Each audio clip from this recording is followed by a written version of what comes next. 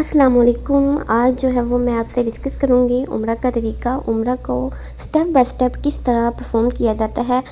تو میری آپ سب سے یہ سب بتانے سے پہلے آپ سب سے گزارش ہے کہ جتنی بھی میری پیاری بہنیں اور مائیں جاتی ہیں عمرہ ادا کرنے کے لیے، تو عمرہ پہ جانے کے لیے سب سے پہلے آپ لوگوں کو پتہ ہونا چاہیے کہ جو عمرہ ہے اس کو کس طرح جو ہے وہ ادا کیا جاتا ہے۔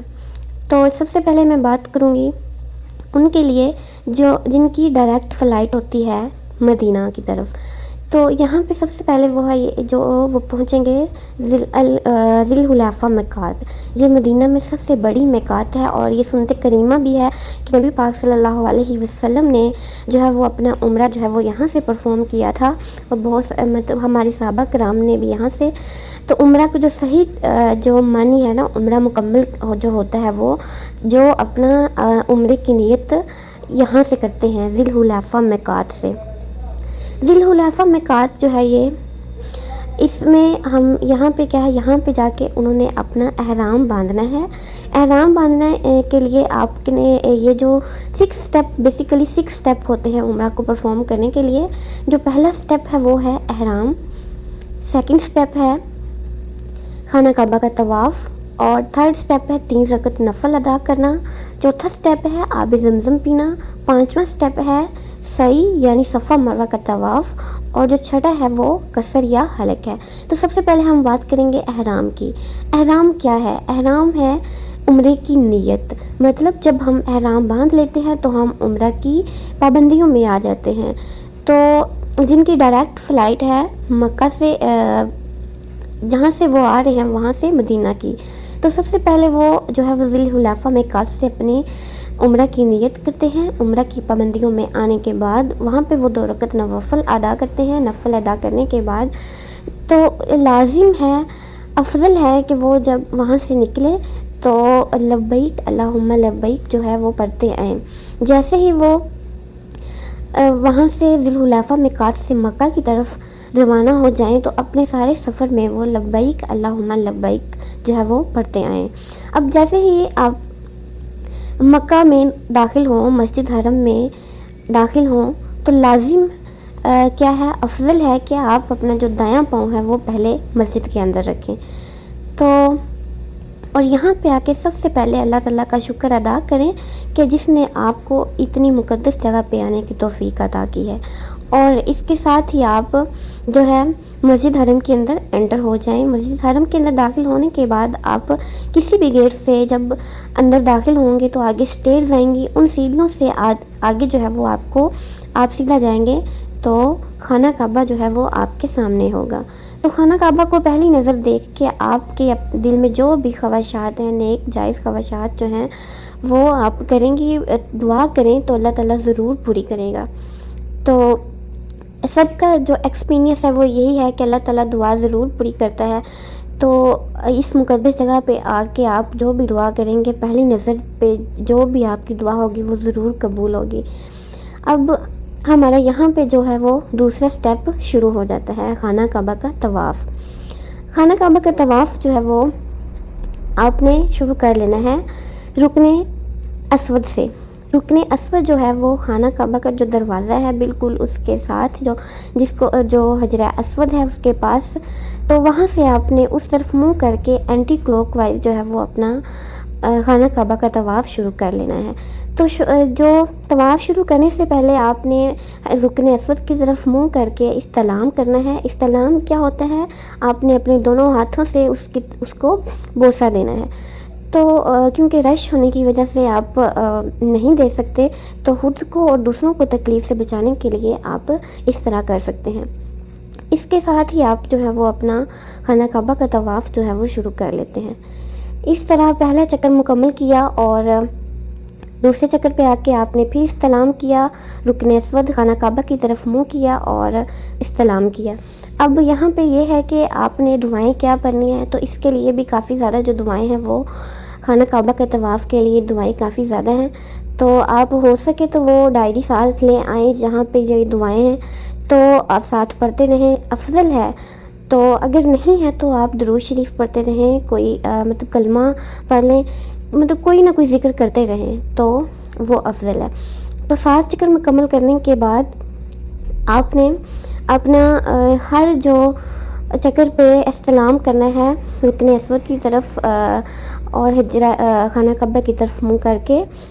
تو اب 8 استلام اور 7 چکر مکمل کرنے کے بعد آپ نے جو ہمارا یہ سیکنڈ سٹیپ ہمارا مکمل ہو گیا. اب تھرڈ سٹیپ جو ہے وہ 2 رکعت نفل ادا کرنا ہے. اب 2 رکعت نفل جو ہے وہ اس کے لیے آپ نے مقام ابراہیم کی طرف منہ اس کی طرف سمت کر کے اپنا جو ہے 2 رکعت نفل ادا کرنے ہیں. 2 رکعت نفل ادا کرنے کے لیے اگر آپ کو لگے کہ رش زیادہ ہے تو آپ اس سے دوسروں کو تکلیف سے بچانے کے لیے خود کو بھی آپ پیچھے جا کے جو ہے مقام ابراہیم کی سمت کا تعین کر کے آپ اس کی طرف جو ہے وہ 2 رکعت نفل ادا کر سکتے ہیں.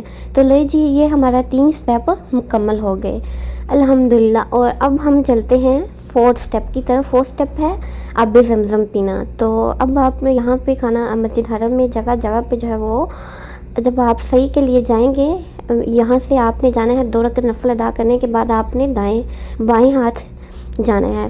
تو وہاں پہ آپ کو وہ کولر پڑے ہوں گے آب زمزم کے, وہاں سے آپ نے جی بھر کے پیٹ بھر کے پانی پینا ہے.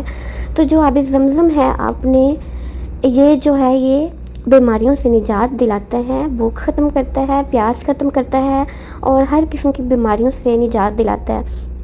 تو آب زمزم پینے کے بعد یہ ہمارے 4 سٹیپ جو ہیں وہ مکمل ہو گئے.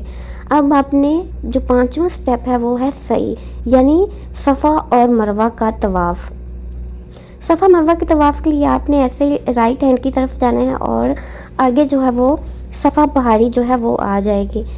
تو آپ نے اپنا سب سے پہلا جو ہے وہ صفا سے جو ہے وہ اسٹیئرز جاتی ہیں اس طرف, ان سیڑھیوں سے نیچے آپ نے جانا ہے صفا پہاڑی کی طرف اور صفا سے جو ہے وہ آپ نے اپنا طواف شروع کر لینا ہے. تو طواف شروع کرنے سے پہلے آپ نے خانہ کعبہ کی طرف منہ کرنا ہے اور یہ سنت کریمہ بھی ہے. اور خانہ کعبہ کی طرف منہ کر کے آپ نے دعائیں کرنی ہیں. دعائیں کرنے کے بعد آپ نے صفا سے مروہ کی طرف اپنا جو طواف ہے وہ شروع کر لینا ہے. اب اس میں یہ ہے کہ 7 چکر مکمل کرنے ہوتے ہیں, صفا سے مروہ 1, مروہ سے صفا 2. تو اس طرح آپ نے اپنے 7 چکر مکمل کر لینے ہیں. جب آپ صفا سے مروہ کی طرف جائیں تو آپ نے دعائیں کرنی ہیں. دعائیں کرنے کے ساتھ ساتھ آپ نے جو ہے وہ صفا سے مروہ کی طرف جاتے ہوئے آپ دعائیں کریں, درود شریف پڑھیں. اس کی بھی کافی زیادہ مطلب صفا اور مروہ کی جو طواف ہے اس کی دعائیں ہیں, اگر آپ کر سکتے ہیں تو افضل ہے, لیکن اگر نہیں ہے تو آپ کوئی بھی اور دعا پڑھیں, درود شریف پڑھیں, کوئی تسبیح کریں, جو بھی کریں. اینی وے نیکسٹ جو ہے وہ آپ نے صفا سے مروہ سے صفا کی طرف اور یہاں پہ پھر آپ نے جو ہے وہ جیسے 2 چکر مکمل کیے تو صفا جب شروع ہوگا تو آپ نے خانہ کعبہ کی طرف منہ کرنا ہے اور دعا مانگنی ہے. اس طرح ہر چکر پہ آپ نے صفا پہ جب آنا ہے تو خانہ کعبہ کی طرف منہ کر کے جو ہے وہ دعا مانگنی ہے. تو جب آپ 7 چکر مکمل کر لیں تو 7 چکر مکمل کرنے کے بعد جو ہے وہ آپ نے مروہ پہ جو ہے وہ جو 7واں چکر ہے خانہ کعبہ کا جو طواف ہے وہ صفا مروہ کا طواف جو ہے وہ مروہ پہ ختم ہوتا ہے. تو اب اس سب سے پہلے میں آپ سب سے یہ گزارش کروں گی کہ یہاں پہ جو ہے وہ ہمارے 5 سٹیپ مکمل ہو گئے ہیں الحمدللہ الحمدللہ, اور 1 سٹیپ رہ گیا. بہت ساری بہنیں اور بھائی کیا کرتے ہیں کہ وہ خانہ صفا مروہ کا طواف کرنے کے بعد اپنے ہوٹل چلے جاتے ہیں کچھ کھانے کے لیے, یا کہیں باہر چلے جاتے ہیں کچھ کھانے کے لیے, یا کچھ لوگ اپنے ہوٹلس میں چلے جاتے ہیں آرام کے لیے. تو اس میں سب سے پہلے یہ لازم ہے کہ آپ اس کا چھٹا سٹیپ مکمل کریں.